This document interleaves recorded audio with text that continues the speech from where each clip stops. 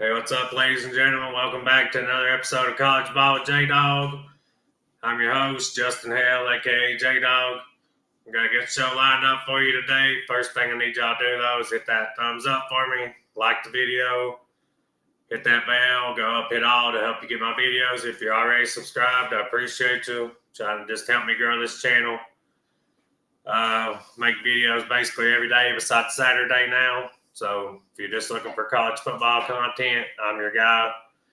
I've said it a million times on here. I'll say it again. You don't want to be the guy at the water cooler or at work or talking to your buddies that don't know what you're talking about and everybody else does. Nobody likes that guy, so don't be that guy. Just follow my channel, and you'll look smart compared to your buddies. Okay. I hate when I'm talking about somebody that don't know what the hell they're talking about. So if you want to be that guy, don't subscribe. If you do, subscribe. If you want to be the guy that does know, subscribe to the channel. If you want to be the guy that don't hit that bell. That's all I can tell you. We're going to go over a few things today, y'all. We got transfer portal news. I think almost everybody will be a fan of. And then Penn State taking the Tennessee route. And then apparently Connor Stallion says that Joe Milton and Hendon Hooker know whether or not he gave South Carolina their signals, which tells me he did, which I've been saying that since I started this channel and before I started the channel. Then we're going to do our week 2 prediction show. I got a best bet for you. Last week, the best bet hit by a mile. It was Iowa State minus 15.5 or 16.5. They won by like 40-some. So let's go 2-0 on our best bet, y'all. I'll quit rambling on. We'll get into the show. I appreciate y'all tuning in. Thank you very much. First thing we'll cover, y'all, is let's go with the portal news, y'all. The coaches are going to be big fans of this, y'all. It's what the coaches have been asking for. It says the NCAA Oversight Committee voted to support a single transfer portal window in January only. Per Ross Dellinger, if you don't know Ross Dellinger, he's the guy that gets all the news on all the stuff like this, so he's as plugged in as anybody can be. So that's literally what the coaches have been asking for since they started the transfer portal crap, is to get rid of the spring portal. And as a fan, it's affected the fans because this year we got no spring games televised hardly. And everybody loves watching the spring game to get a little fix of football in the spring before the season rolls around. Well, this year, hardly any of them was televised. Nebraska started it, and everybody followed suit because Nebraska said last year people watched their spring game and then caught up to players and started offering them all this money because of spring portal. So maybe if they do pass that, I'm not sure if that means it's passed or not. I'm not no insider or nothing. I try to be. So if that is passed and that becomes a rule, we may get our spring games back, y'all. We may be able to watch spring games on TV again for the people that can't go to them. Because last year sucked. Nobody knew anything about any spring games, and that's literally one of the things the fans look forward to. You get to go. If you do go, you get to go. Usually they got a meet and greet with players, coaches, all that before them. And if you don't get to go, you sit on TV and watch your team and see what you got. This year, we didn't get nothing because of that. And that's literally what the coach has been asking for, is just for one portal window. They want one at the end of the year. That way, after that, they know who's on their team and who's going to be there. And it's better for everybody. So you're going to have one portal window in January. That's it. After all that crap's over with, your roster's set. I think it's great for the sport because the spring portal is absolutely terrible for the sport. I mean, coaches don't know who they're going to have, if they're going to keep people.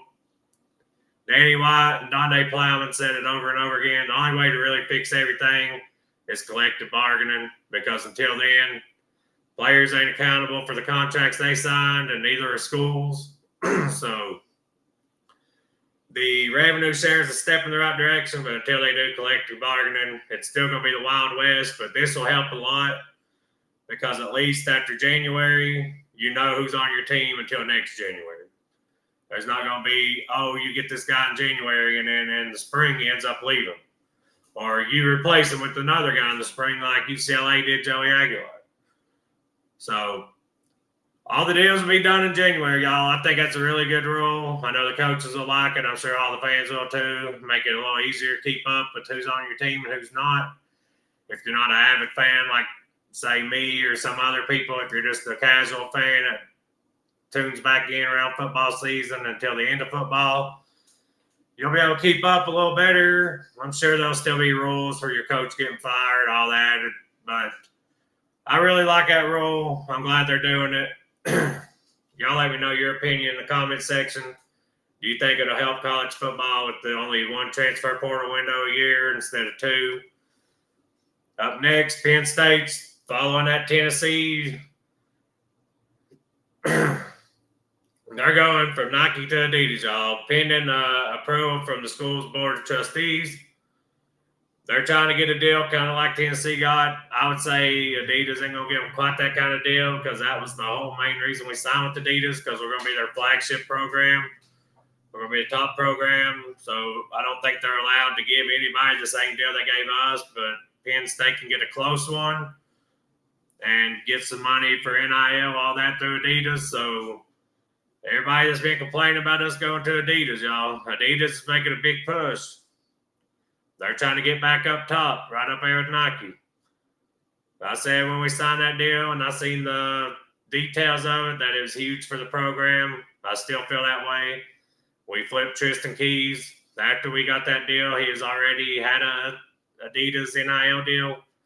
And LSU is a Nike school, so I know that probably wouldn't really work out. So I think that Adidas deal, I think we probably would have flipped him anyway, but I think the Adidas deal really helped push it over the edge as fast as it happened.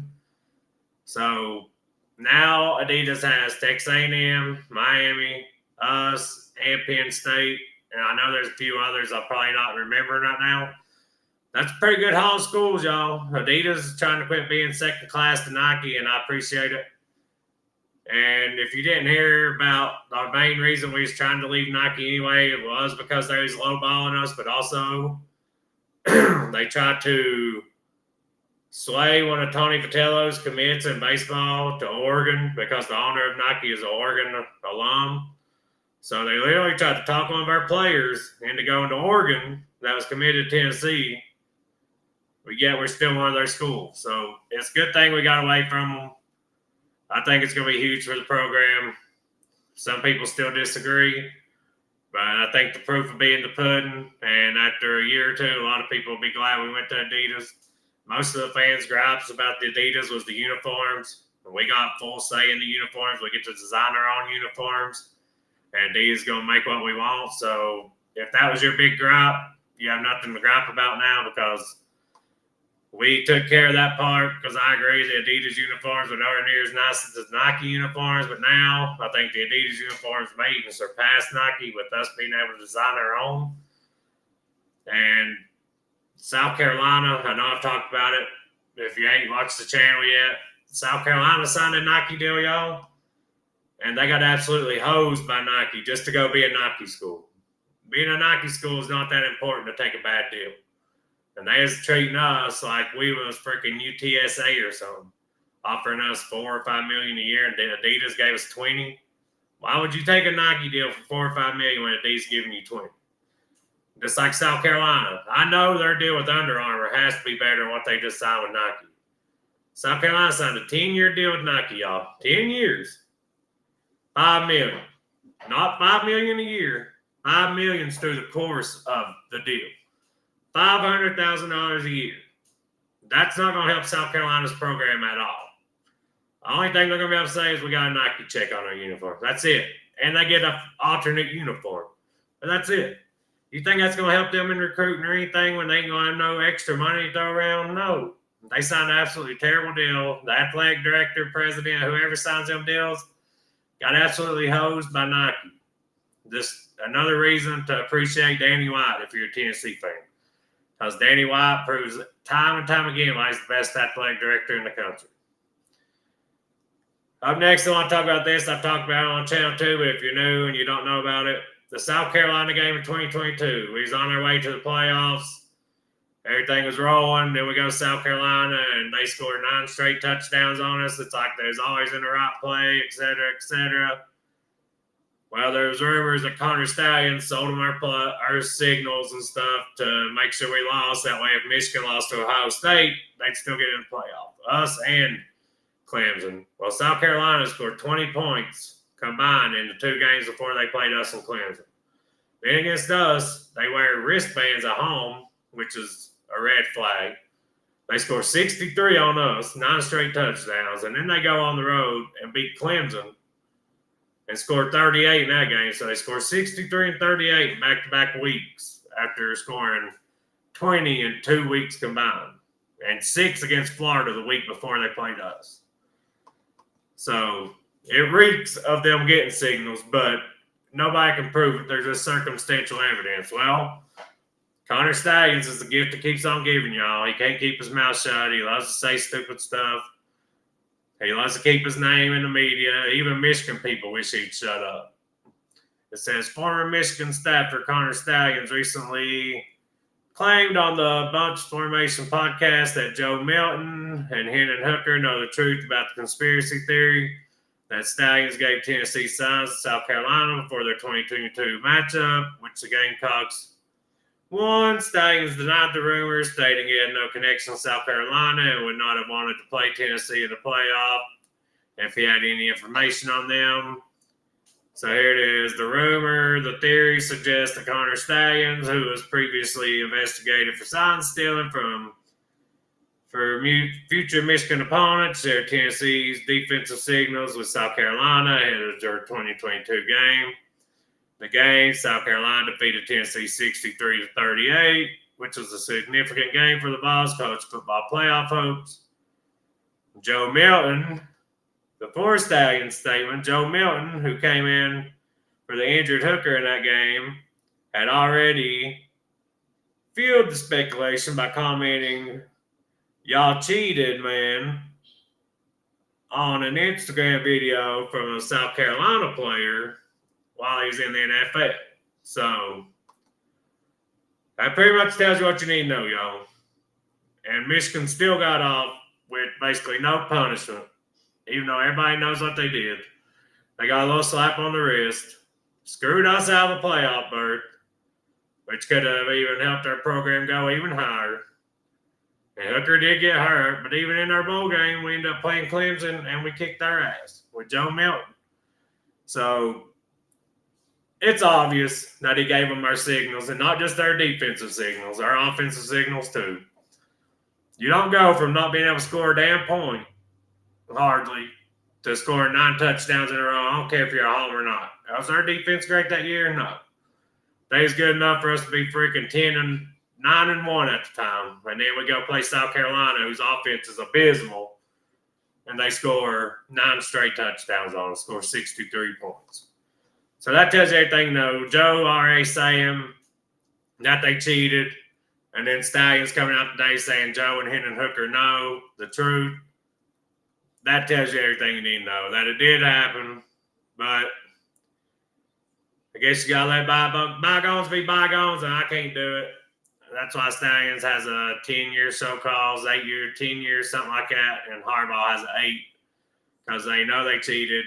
They should have took their national title, but they didn't because they didn't want to punish them, and they didn't want to give them a bowl ban because they didn't want to affect the players for the coaches' actions. But yet they gave so many people bowl bans and everything else before. And Tennessee cooperated with them, got fined all kinds of money, got 27 scholarships over 5 or 6 years, all kinds of stuff, and we cooperated. Michigan didn't cooperate at all. They threw evidence in ponds, they deleted shit, they lied, they did all this stuff, and got a slap on the wrist. Anyway, let's get into Saturday's games, y'all. First thing I'm going to go over with y'all is a best bet. Like I said, we're 1-0 on best bets. 1-0. We're going to try to go all year, hitting our best bets. We're going for 2-0 this week, y'all. I'm going West Virginia and Ohio. West Virginia's only 3.5-point favorites. I think they cover that. I think they win by at least 10-14. So if you're somebody that bets, I use DraftKings or FanDuel. It's just easier to get these graphics off of ESPN. This is ESPN. Put money on West Virginia, y'all. Just a straight up bet. Take West Virginia plus the points, or you can just take the money line. That's a good bet too. Not much difference in the money on there. Me personally, I'm taking the points. I think West Virginia covers. I think they win relatively easy. And I'd say it'll stay a decently close game for a while. I think West Virginia will pull away and win by about 14. So we're trying to go 2-0 on our best bet, y'all. Y'all hop on that bet. Last week it was Iowa State versus South Dakota. And the spread was just like 15.5, 16.5. And Iowa State won by 40-some. It was absolute thrashing. So y'all get on that bet with me, y'all. Let's go 2-0 on best bets for the week. Well, now we're going to get into our predictions for the week. There's a lot of really good games that's not quite ranked, unranked matchups, but I think we got a good slate, y'all. It's a sneaky good slate. It's one of those a lot of people sleep on if you're just a casual. But I think we got a good, fun weekend ahead. First game we're going to go over is Duke versus Illinois. The spread's only 2.5 in this game, y'all. The FPI likes Duke, which, I mean, it's about even. The over-under is 50.5. Illinois favored by 2.5. I like Duke here, y'all. I'm calling for the upset. I'm not as high on Illinois as everybody else is. And I think Duke is a little underrated. I think Duke is a really good team. I think they got a really good quarterback. I think Manny Diaz is a really good coach. And this ain't the Duke of old, man. Freaking Elko and Diaz have really upgraded that program. They're winning 7, 8, 9 games a year now. Cutcliffe started it, had them on a little upward trajectory. He was getting on the bowl games. And now they're really a pretty decent football school. They're in a weak conference. Would they be that good in a better conference? Maybe not, but you can only play who you play. I'm calling for Duke on the upset. Number 12, Illinois goes down, y'all. I like Darian Mensah. I like Luke Altmaier, too. I'm just not a believer in Brett Bielema. I think they're a little overhyped this year, mostly because they beat South Carolina at the end of the season last year in a bowl game. I just don't think these kids really go as hard in bowl games anymore. They see them as meaningless unless you're in the playoff, which is a sad thing that's happened to college football. Players sit out bowl games. They do all this and used to. Bowl games are huge. You used them as a leapfrog in the next season. Now a lot of teams treat them as an exhibition. I hate it. I miss the days of bowl games mattering. Now it's like if your team don't make the playoffs, the players could care less about bowl games, and that sucks. Just another step towards college football slowly going on a decline. I hope they get it fixed, y'all, because it's the greatest sport in the world, and I want to stay that way. But y'all let me know. Do you think Duke can upset Illinois? Or do you think Illinois will run away with this game, win a close one? Y'all get in the comment section, interact with me, y'all. I like going back and forth with you. You ain't got to agree with me. We can agree to disagree. We can argue about it. We can do whatever y'all want to do. I enjoy it. I enjoy going back and forth with people. We ain't got to agree, like I said. So give me Duke over Illinois. Last week, I think on the games we actually picked, we was like 3-3, something like that. We're going to have a bounce back week this week. Our best bet won. That's why I'm telling you to follow the best bet. Up next, we got Iowa State, Iowa. This could be a 17-10 game, 14-10, something like that. The over-under is only 41.5, y'all. If Iowa wins this game, it's going to be low scoring. If Iowa State wins it, it's going to get over 20 points for Iowa State. Iowa's like 40-1 in games that they've scored over 20 points in the last so many years. Which is very rare they score over 20 points. I like Rocco Beck, y'all. I picked against Iowa State in week 1. They beat Kansas State. They destroyed South Dakota last week. For some reason, Iowa State always seems to dick around and lose this game, no matter how much better they seem to be than Iowa every year. Even when they're favored, they seem to just hand it over like 4 turnovers either last year or the year before. I think Rocco Becht and Iowa State get it done this time. I think they cover that spread. I think they win by about 7 to 10 points. All you got to do is stop Iowa's run game. Their quarterback, even against the Albany last week, who was a great quarterback in Division II, threw for 30-some yards in the whole game. So give me Iowa State. I got Iowa State covering. If you're not comfortable taking the points, just take Iowa State money line. I feel like I'm really comfortable with that bet just because Rocco Becht's a really good quarterback, y'all. There's a reason Tennessee tried to get him before Aguilar hit the portal. He was our main target, and then we went after Altmaier from Illinois. But our first choice was definitely Rocco Becht. Didn't work out. I thought I like Aguilar. Glad we got Aguilar. When we went after them guys, Aguilar wasn't in the portal yet because Nico hadn't picked anywhere yet. Once Nico picked UCLA, Aguilar hit the portal. We met with Aguilar, signed him that day, basically. Up next, we got Kentucky Ole Miss, y'all. This game last year was supposed to be a blowout, too, and it ended up being a Kentucky win. Lane Kiffin faked so many damn injuries in that game last year. It finally got some rules changed about it. There's like 12 to 14 times the game got stopped because of fake injuries, and you could clearly see Kiffin telling his guys to lay down. Think Ole Miss has revenge on their mind. Kentucky usually plays them close. I think Kentucky's just fell off so much, y'all. And it's not Mark Stoops' fault. I know a lot of Kentucky fans are fed up with Stoops. It's not his fault. Y'all just put too much money into basketball. You do not care about football. The people in power in Kentucky don't care about football. They don't give Stoops enough money to compete. That's why Stoops tried to go to A&M. And A&M fans ended up in an uproar about it, so they ditched out on him, took Elko. I think Stoops could have done really good at Texas A&M. I think Ole Miss covers. I think they cover pretty easily. I think they win by about 17 to 21, y'all. I don't think it's going to be close. I think they learned their lesson last year. Kentucky's not going to catch them off guard this year. They got revenge on their mind. Give me Kentucky big in that one.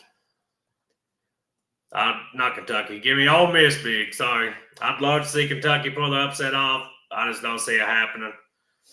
Not 2 years in a row. Up next, we got Baylor SMU, y'all. Baylor's quarterback threw for 400 yards and lost to Auburn. SMU won the ACC last year, lost in the title game. I feel like they're getting kind of disrespected this year. They're ranked 17th. They got their quarterback back, Jennings. They're at home. This was at Baylor. I might take Baylor, but it's at SMU. I think SMU's quarterback is the difference in the game.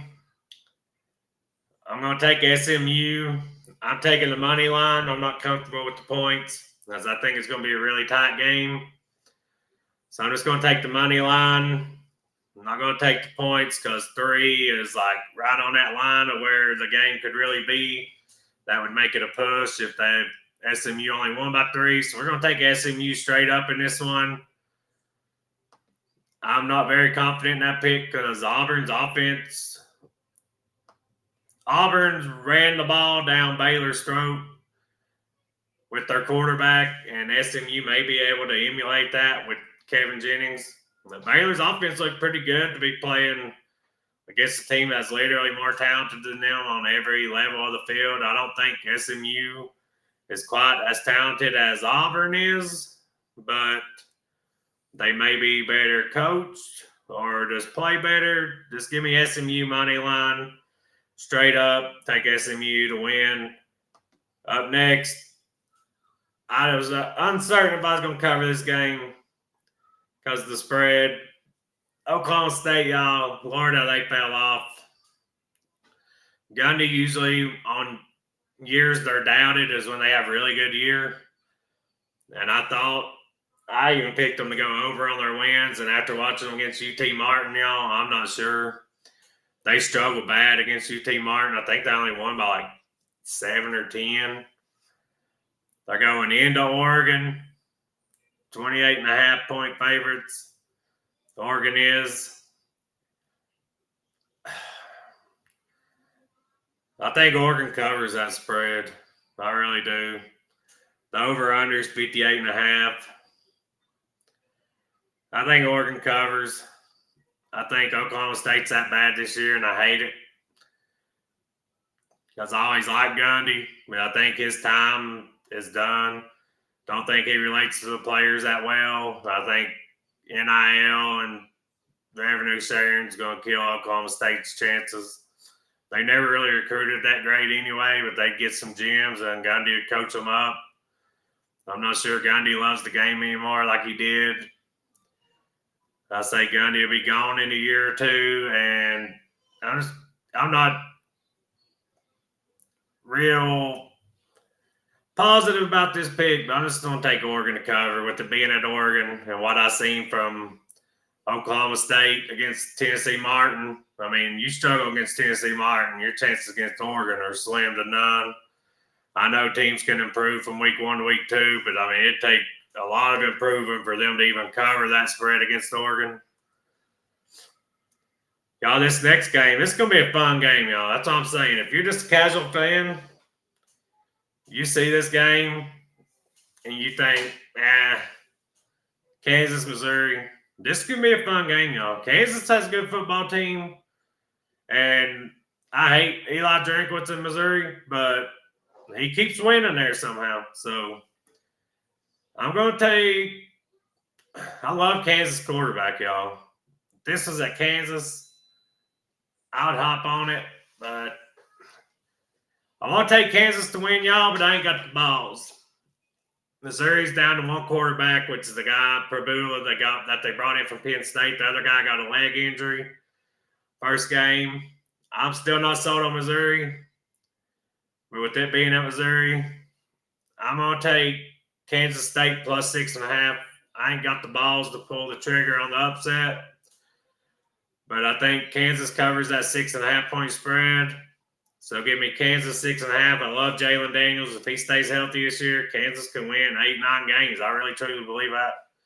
When he's healthy, Kansas plays good ball, y'all. I don't know if they got enough to beat Missouri, but I think they'll keep it close. I think they keep it within 3 to 6 points. I'm going to take Kansas in the points.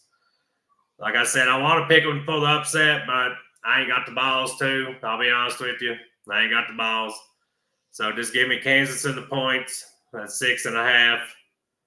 I'll take 6.5 points from Kansas every day on that game because I think it's going to be a nail-biter all the way to the end, kind of like Missouri and Kansas State a couple of years ago when Missouri won 11 games and beat Ohio State in a bowl game.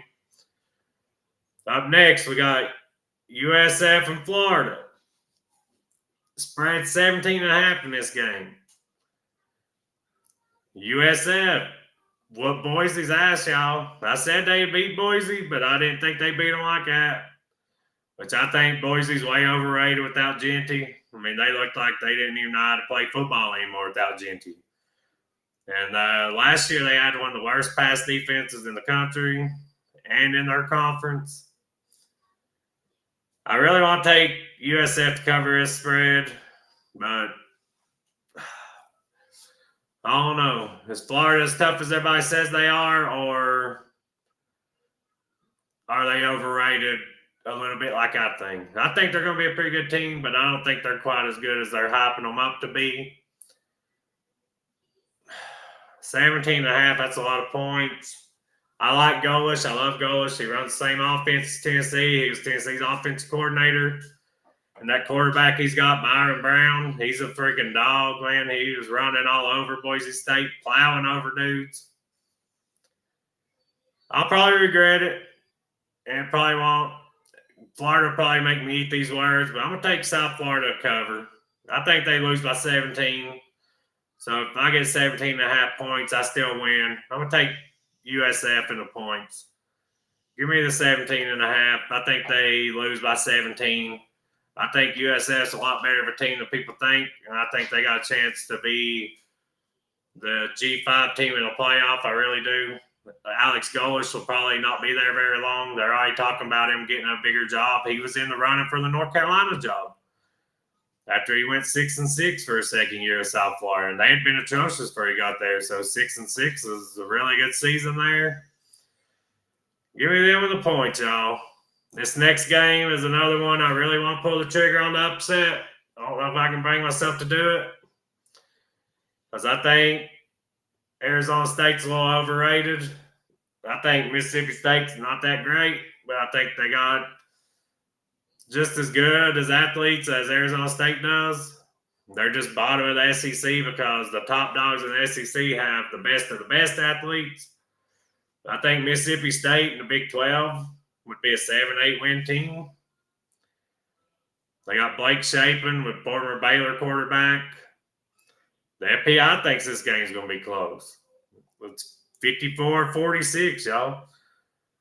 It being at Mississippi State, I really want to pick them to win. I'm going to take the points. I done picked the one upset. I'm going to stick with the one upset. But I am going to take Mississippi State to cover. I think Mississippi State can win this game. But I'm going to take them just to cover. Give me them plus 6.5. I would not be surprised at all if they win this game. I really wouldn't. I think the SEC is going to show they're still the best conference in football and show the Big 12 still overrated. I think Arizona State without Cam Scatterboos, just like Boise State without Genty, y'all, overrated. I think it gets shown this Saturday. I'm taking the points, but I think Mississippi State will really win. But I'm trying to win money, so I'm taking just Mississippi State to cover the 6.5. But like I said, it would not surprise me at all if they win this game outright. I really think they'll win the game. But I'm going to take the points, play it safe, because I'm trying to help y'all win money. So we're going to play safe and just take the points. Up next, we're going to save the big game for last, y'all. I just want to tell y'all that. Virginia Tech and Vandy. Can Diego Pavia go out there and cash that check at his mouth's been writing all offseason? They're not just going to win some games this year, y'all. They're national title contenders. That's what Pavia said. They're going to be competing for a national title. Virginia Tech impressed me against South Carolina, y'all. The FPI loves Virginia Tech in this game. I love Virginia Tech in this game. Give me Virginia Tech minus 1.5. You can take the money line too if you think it'll be a 1-point game. I'm taking Virginia Tech 1.5. I think Kyron Jones, Virginia Tech, get revenge on Vandy. Vandy got Virginia Tech last year at home in overtime. I think Virginia Tech gets revenge, wins this game by about 7 or 10. So give me Virginia Tech 1.5. Vandy goes to 1-1. Pavia wishes he didn't run his mouth all off season and give people ammunition and fire when they play Vandy. I said the same thing about Castellanos at FSU, and he proved me wrong. Can Pavia do it?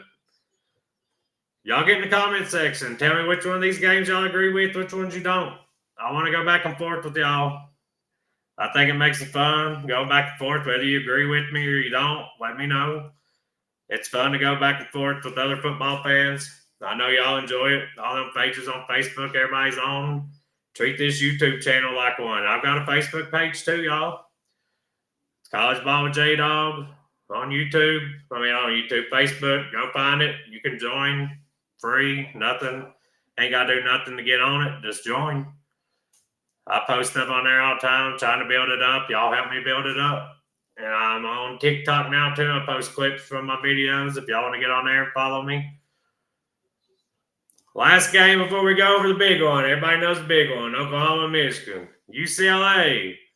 And Nico, I'm going to leave your ass in the dust versus UNLV and Dan Mullen. UCLA is only 2.5-point favorites in this game. This game is at UNLV. The FPI loves UNLV. I love UNLV. I might not pick UCLA to win a game all year just because of the hate I have for Nico. So, if you follow my bets on here, you might want to steer clear when it comes to UCLA games because I'm not picking them to win a damn game unless they play a Division II team. I still might pick them to lose just to do it. I'm taking UNLV.